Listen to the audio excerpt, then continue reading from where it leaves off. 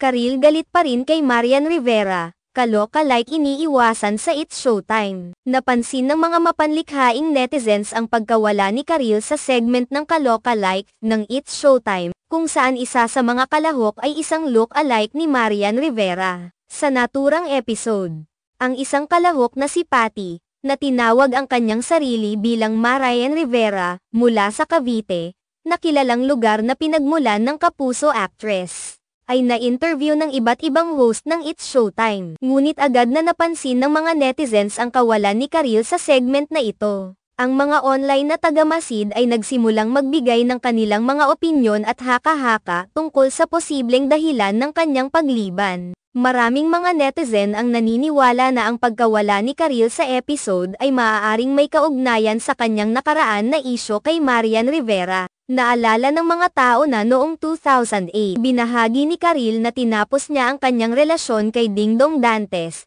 kasunod ng mga balita na malapit na siya sa kanyang co-star sa Marimar, si Marian Rivera. Ang isyong ito ay naging paksa ng maraming pag-uusap sa media noong panahong iyon, at tila ang mga hindi pagkakaintindihan sa pagitan ng dalawa ay nagbigay daan sa maraming spekulasyon sa kanilang relasyon at personal na buhay. Ang pagliban ni Karil sa kaloka-like segment ay nagbigay diin sa mga nakaraang isyu at relasyon na maaaring magpaliwanag kung bakit hindi siya nakadalo sa episode na iyon. Sa showbiz, hindi maiiwasan ang mga isyu at kontrobersya, at ang kanilang mga personal na buhay ay madalas na nakakaapekto sa kanilang mga propesyonal na aspeto.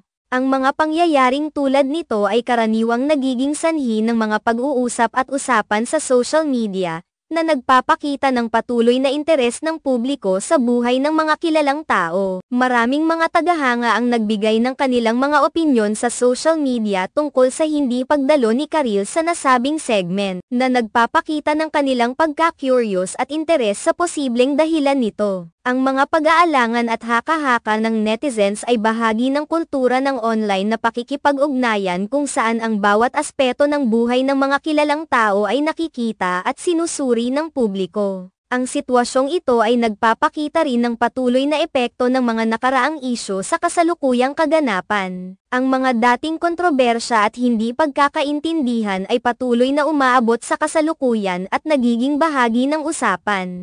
Para sa mga kilalang tao tulad ni Karil at Marian, ang kanilang mga personal na buhay ay hindi maiiwasan na magdulot ng pag-uusap at spekulasyon, na maaari ring makaapekto sa kanilang reputasyon at relasyon sa publiko. Sa kabila ng lahat ng mga pag-uusap at reaksyon mula sa mga netizens, ang pangunahing layunin ng segment na kaloka-like ay upang magbigay aliw sa mga manonood sa pamamagitan ng pagpapakita ng mga taong kamukha ng mga sikat na personalidad.